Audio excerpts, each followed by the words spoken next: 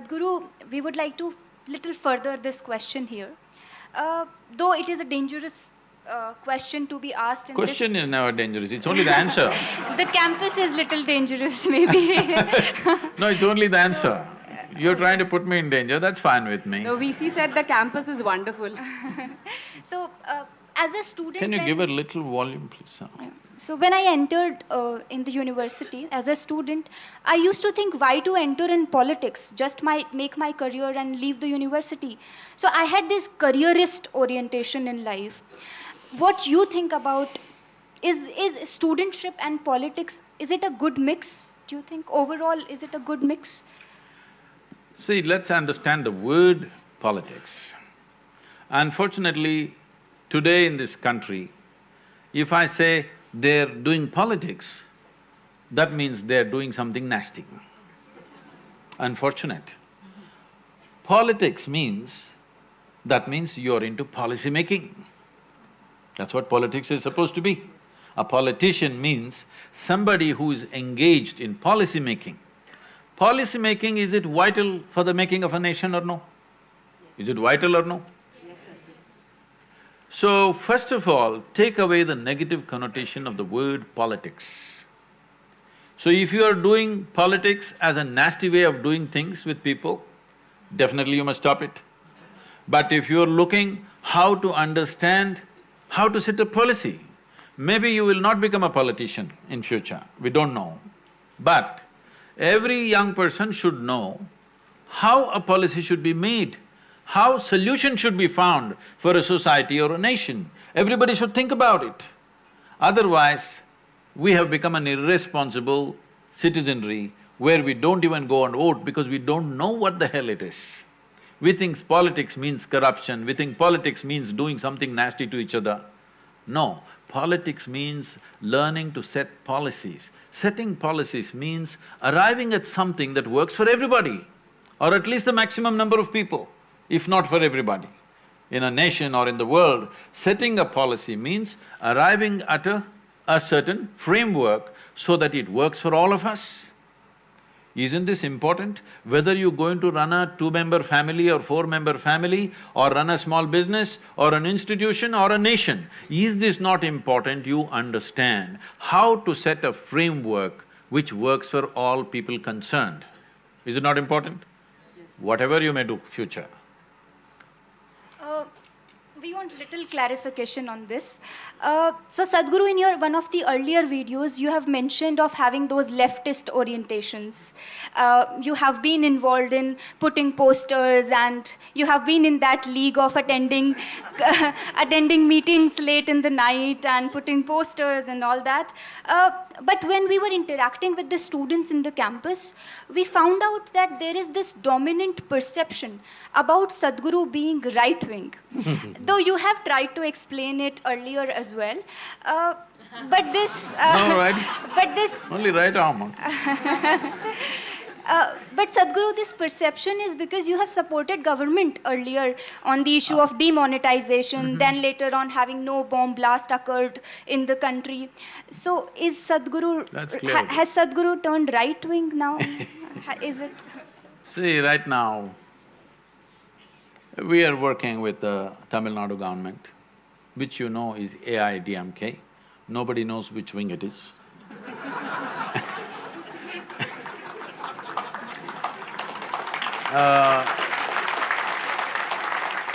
We are doing a lot of work with Andhra Pradesh government.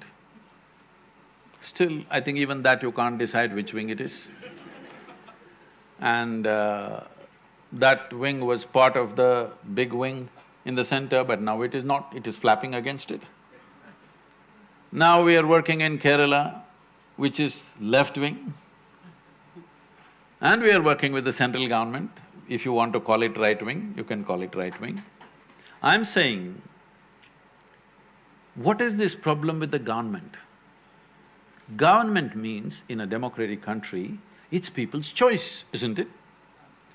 Now I don't respect people's choice, I respect only my choice. I think you're a nutcase. You're fanatical. You're fanatical about your own beliefs. I don't belong to any wing, but when people elect, whether I agree with it or I don't agree with it, personally, whether I agree or I do not agree with it, I will bow down to people's will, because that's what democracy means. Now, the significance of democracy is just this. Why can't we have… well, you mentioned about my… say that I was only 14, okay?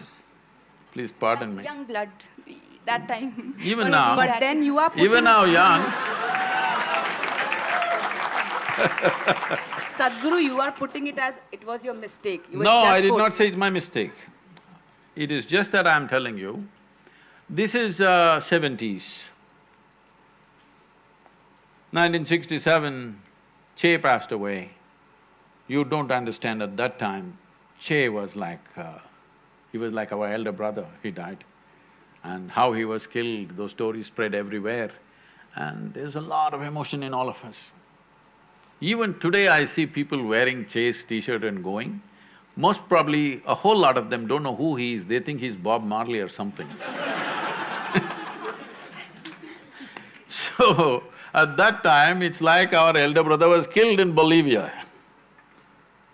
And at that time, the nation was in a state where it looked like there's not going to be any solution in this country at that time.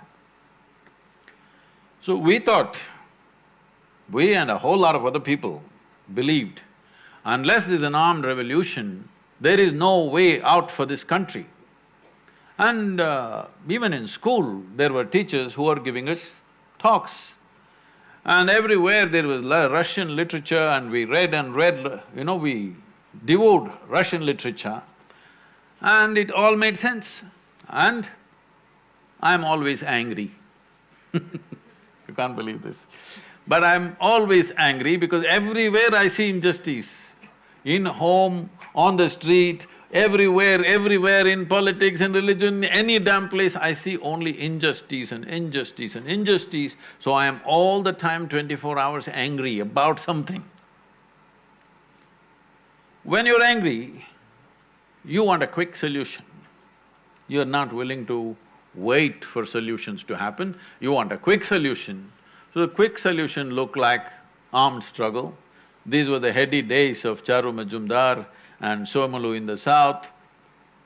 Well, we were fired up by that. I'm not regretting those days, but we have come to a time now where we are on a threshold of possibility through democratic means. Never before this has happened in the world, I want you to know this. The only nation which has moved 1 billion people from poverty to a certain level of economic well-being is China, okay? But they did it the hard way, violent way, all bullets and bullets and bullets.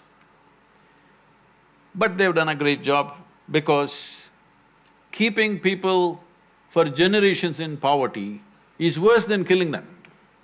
In extreme poverty, where nourishment is an issue. So they did what they did in their own way. You can condemn them or you can admire them. For me, it's a certain wisdom, painful wisdom, which they employed and they did.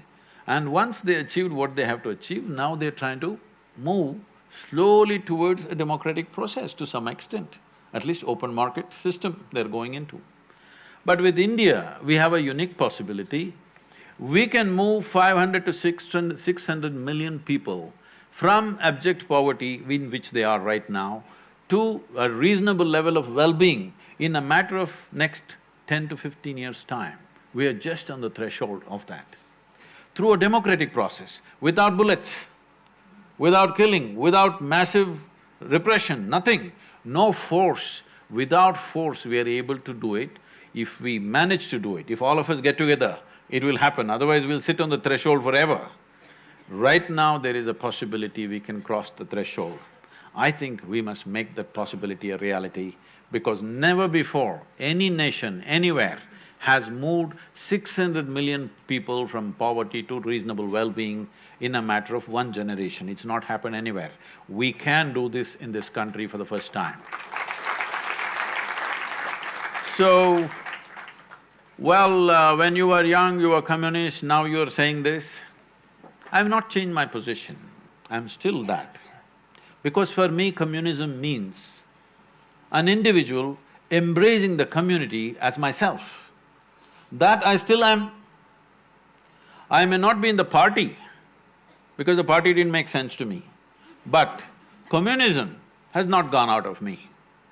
We are a community where we live together, a few thousand people, without any distinction of caste, creed, religion, anything. Nobody I've ever asked who come to Isha Yoga Center, what is your religion, what is your caste? I don't even ask because it never occurs to my mind. So, how I became right-wing in JNU, I do not know. So I feel today, when information is available everywhere, I think young people, educated people should… all of you research scholars should do some research at least, all right?